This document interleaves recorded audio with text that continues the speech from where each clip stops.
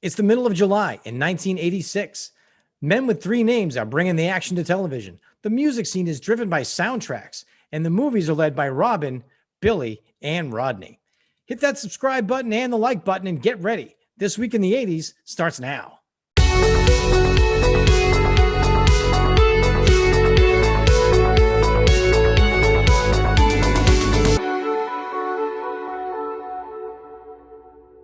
In the summer of 1986, the movie scene was exactly what it was supposed to be.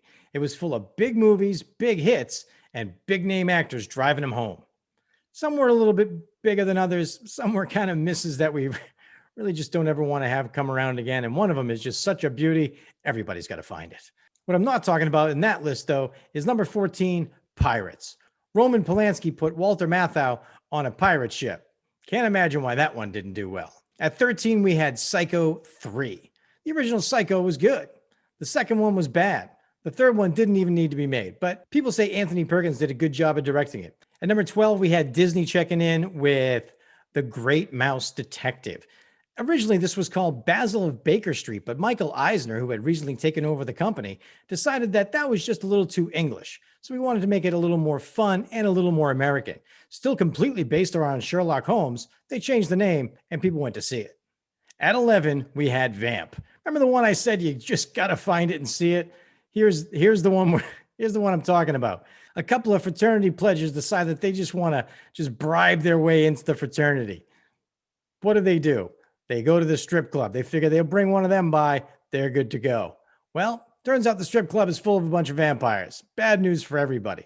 And as a fraternity guy, I can tell you, that wouldn't have worked anyway. You got to go through and you got to pay your dues, boys. At 10, we had Club Paradise, Robin Williams and Peter O'Toole. This one didn't do well. It was poorly written, but it had Robin Williams in it. At least you could have seen it once. At number 9, we had Running Scared, yet another buddy cop movie. This one was a little bit different, though, because instead of having two action stars, like, let's say, Tango and Cash was Stallone and Kurt Russell, who do we have instead? We have a comedian and a dancer. It was Billy Crystal and Gregory Hines. They did well. Remember that scene when they had just the unmarked police car and someone vandalized it by writing unmarked police car on it? That was pretty funny. Number 8 this week was Legal Eagles. Robert Redford and his $4 million salary pushed the production budget on this one to $30 million. It was one of the most expensive movies made at the time. It did okay, $99 million worldwide, but it wasn't everything it was supposed to be, and they kind of considered it a flop. I didn't see it because Robert Redford in a legal drama / comedy / rom-com, that's never going to be one I'm going to choose. Number 7 had been in the movies already for 6 weeks. This was its 7th, and it's still doing okay. That's Ferris Bueller's Day Off. There's a lot we can say about Ferris Bueller. I could probably do an entire show just based on everything awesome about that movie. Cameron, of course, is my favorite, maybe because he's wearing a hockey jersey, and I can dig that. It's a Gordie Howe jersey, so he loses a couple of points for that, but at least it's a hockey jersey, so he earns those points back. You make me make a phony phone call to Edward Rooney.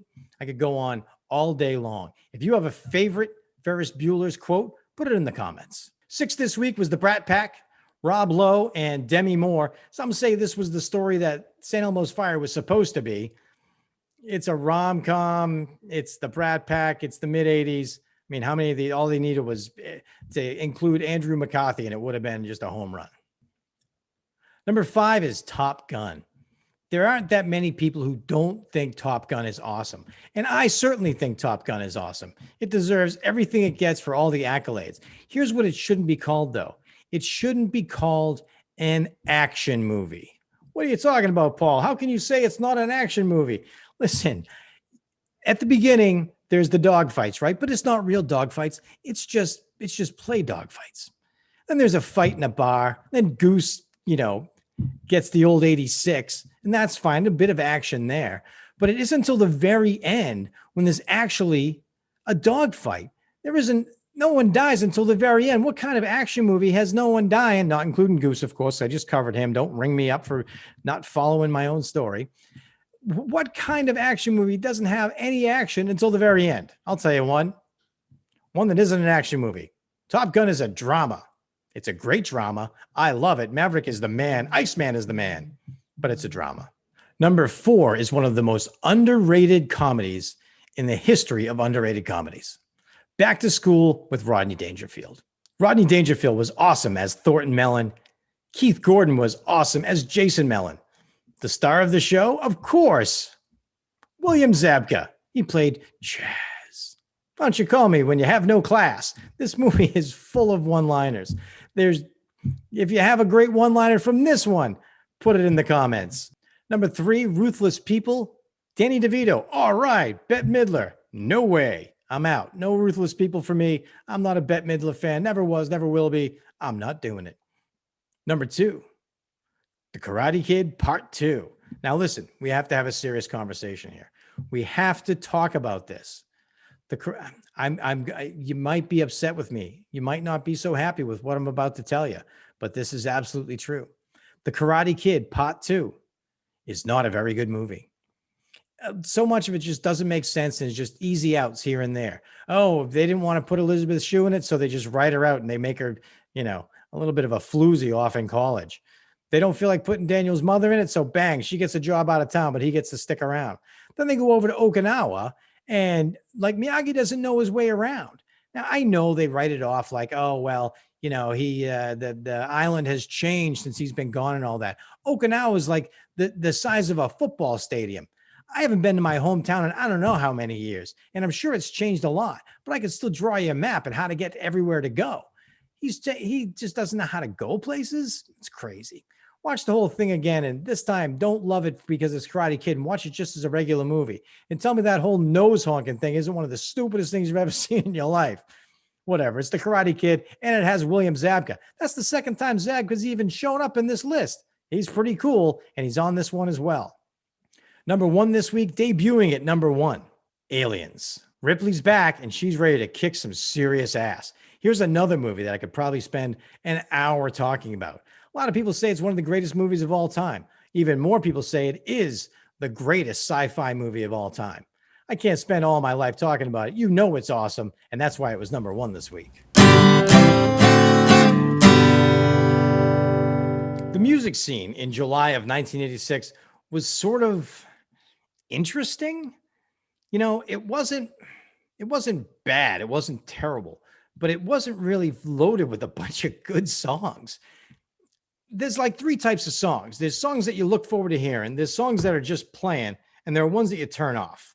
The list that I'm about to go over is loaded with a bunch of 2s and 3s, a bunch of songs that are playing and you just kind of leave them on, and ones that you can't turn them off fast enough. In the top 10, we get a little bit of a reprieve and there's some good stuff, but most of this, I got to tell you, if someone was asking me for a list of awesome 80s music, most of these songs would not be on the list.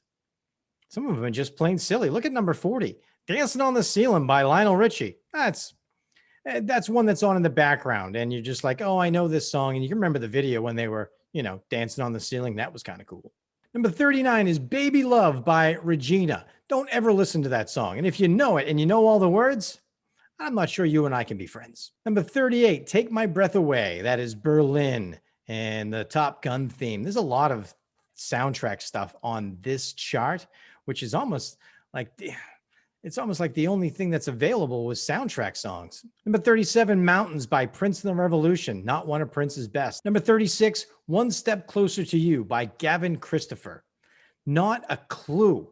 This one, if you know that one and it's one of your favorite songs, let me know in the comments, because I can't imagine anyone's like, yeah, I love that song. 35, good 80s band, good 1, 2, 3 hit wonder. The Outfield with All the Love in the World. I can dig that. Number 34, Venus by Bananarama. Good old Bananarama. They were just kind of one of those Euro girl bands that was fun to put on, and we knew all the words. 33 had Robert Palmer, and we love Robert Palmer. Hyperactive is not really one of his songs that stands out, but at least it's Robert Palmer, so it's okay. 32, the theme from Running Scared is Sweet Freedom. That's Michael McDonald. Number 31, The Edge of Heaven by Wham. This was their farewell single. I'll tell you something I found out about Andrew Ridgeley. People give him a hard time a lot because George Michael went on to be George Michael. And what happened to the other guy, Andrew Ridgeley? Well, he's living with one of the girls from Bananarama, so he's doing all right. Number 30 is Suzanne by Journey, the last album that they officially put out with Steve Perry. There's a lot of Journey fans out there, so I'm not going to say anything bad about this song. 29, another soundtrack song, Take It Easy by Andy Taylor, is from the American Anthem soundtrack. Andy Taylor, of course, from Duran Duran. American Anthem, Janet Jones and Mitch Gaylord. Number 28 is a super fun tune that is going to be right up there with Vamp on just things from the 80s that exist, and we're happy that they do. It's Rumors by the Timex Social Club. This isn't going to be really confused too often with a very good song, but it is a fun song. Find it and crank it. Actually, you know what? You don't even have to find it and crank it. I'm going to put all this on a playlist. So when you're done watching this, don't go now. When you're done watching this, go to the playlist section and find this one and enjoy some of these tunes. 27, Higher Love by Steve Winwood. Steve Winwood's all right. 26, Like No Other Night by 38 Special. I'm pretty sure every 38 Special song sounds the same. So if you've heard some 38 Special songs, you know this one too. At 25, You Should Be Mine, parentheses, the Woo Woo Song by Jeffrey Osborne. Why the Woo Woo Song? Because in it he says, you woo woo a few times. Very strange. Speaking of not a good song, 24, Crush on You by the Jets. So you have to picture, and I always tell you this, you have to picture driving down the road with your friends, and you're just packed in the car, and you're on the expressway, and the radio's cranked up, and of course we all get the windows rolled down because most of our cars didn't have air conditioning back then. And these songs are coming on. How quickly are you jumping on that channel changer, like trying to find something else? Some of these weeks that I do, it's like every song's a good song, and it's super exciting. You just picture just singing at the top of your lungs with the whole group of friends and having a great time. On this one, you'd have one hand in the steering wheel and the other hand's basically getting ready to change the channel, because at number 23, it's Patti LaBelle and Michael McDonald with On My Own. 22 is Dreams by Van Halen. Now, this is the Sammy Hagar version of Van Halen. Some people don't like the Sammy version of Van Halen. I look at it as two different bands altogether, and I think they're both pretty good. The Fix were at 21 with Secret Separation. Pretty much a forgettable song by The Fix. There are a lot, there's like, The Fix is like a cult following out there, and a lot of people seem to kind of like them, like, oh, The Fix reached the beach, it's such a great album. And songs like this come around and you just forget them after they're over. All right, top 20, let's see if we can get some reprieve. Tough Enough by the Fabulous Freebirds. That's Tuffenuff, by the way. Pass. 19, No One Is to Blame by Howard Jones. A whole list of stuff that goes wrong in your life, all in one song by Howard Jones. Number 18, Digging Your Scene by the Blow Monkeys. It's kind of a weird tune. I didn't remember it. I listened to it. I've forgotten it. Move along. Nothing to see here. You know where else there's nothing to see? At number 17, We Don't Have to Take Our Clothes Off by Jermaine Stewart. What kind of message is he sending all the kids? Like, that's all we're trying to do in the 80s is take our clothes off. We don't have to take our clothes off to have a good time. Well, we don't have to listen to that song to have a good time. That's for sure. Number 16, Like a Rock by Bob Seger. You know, so I'll tell you something about Bob Seger. He's just awesome. And he's just cool. Bob Seger songs, they're fun, they're meaningful, and Bob Seger seems like just a cool uncle that you want to hang out with all the time. Number 15, theme from Ruthless People, Modern Woman by Billy Joel. I'm a huge Billy Joel fan. He's got some cheesy stuff, of course. Some of the newer stuff, newer in the 80s, I wasn't all that much a fan of. This song didn't stand out. Number 14, GTR with When the Heart Rules the Mind. It's almost a hair band song. It's almost a metal song. It's almost a big guitar song. It's just a forgettable song by the guys from Asia and Yes. Number 13, absolutely the 80s. It's the Pet Shop Boys with Opportunity. Let's Make Lots of Money. Love that song. Number 12, Papa Don't Preach by Madonna. Listen, I have a problem with this one. I have a problem with a lot of stuff this week. I don't mean to be a downer, guys. It's just there's a lot of stuff in here that doesn't stand out as awesome of the 80s as we want it to be. Papa Don't Preach by Madonna is a fine song and has a good message, this, that. I don't really care. What I do have a problem with is Madonna in this is 27 years old. She's at the height of her career, and she's pretty smoking hot. And she goes out and gets a guy's bowl haircut. Look at it. It's terrible. Why'd you do that, Madonna? You know who didn't make a bad decision on how she looks? In July of 1986, Belinda Carlisle. Tell me that Mad About You video isn't spectacular. Here we are at number 10, the theme from Legal Eagles. I told you, there's so many soundtrack songs this week. There's just, I mean, I guess they're just there just wasn't much else going on, as you can tell. Number 9, Your Wildest Dreams by the Moody Blues. That's a great song. Now, the Moody Blues are still kind of a 60s band, in my opinion. I kind of feel like they're 60s. They're kind of a little bit psychedelic, a little bit soft, but this is a great song. It gets stuck in my head for weeks at a time. You know what doesn't get stuck in my head for weeks at a time? There'll Be Sad Songs to Make You Cry by Billy Ocean, but it was at number 8, so a lot of people had it stuck in their head for a long time. What's that you say? You want more soundtracks? How about this one? Glory of Love, the theme from Karate Kid 2 by Peter Cetera. I'm a big Chicago fan. I'm a big Peter Cetera fan. A lot of people weren't too pleased with Peter Cetera. They said he got soft and he made Chicago soft, but this is a great tune. Absolute no joke. Number 6, soundtrack as well. It's Short Circuit's theme. It's Who's Johnny by El DeBarge. You know, Short Circuit was a super fun movie. This song is, I've said enough bad things. I'm sorry that I'm so negative this week. This song it's a song, and it's by El DeBarge. Number 5, Holding Back the Years by Simply Red. Number 4, soundtrack, you say? You want one more? I've got one more for you. It's Danger Zone. Kenny Loggins' Danger Zone. For the longest time, I thought that it was I Went to the Danger Zone. I only found out by watching that cartoon Archer that it's Highway to the Danger Zone. Doesn't really change the message. It's a great song. Number 3 is Nasty by Janet Jackson. Miss Jackson, if you're nasty. All right, top 2 songs. Finally, we get ones that I can say, great songs, crank them up. Number 2, Sledgehammer by Peter Gabriel. I love the video. I love the song. And number 1, Invisible Touch by Genesis. Phil Collins, Genesis, a little more synthesizer than we needed, but there wasn't much competition. They shot right up to the top just by name alone.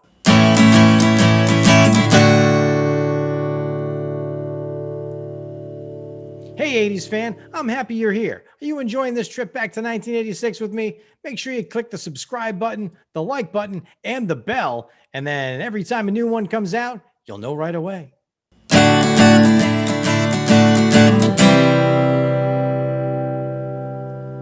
It's July 16th, 1986, Wednesday night. What are you watching on television? You had your choices at the 8 o'clock slot. CBS gave us comedy and comedy. ABC gave us action, and NBC amused my grandparents. Let's start out at CBS. At 8 o'clock, we had Foley Square, a legal comedy. There were no notable stars. It was not produced by anyone notable. It lasted 14 episodes and had a good day.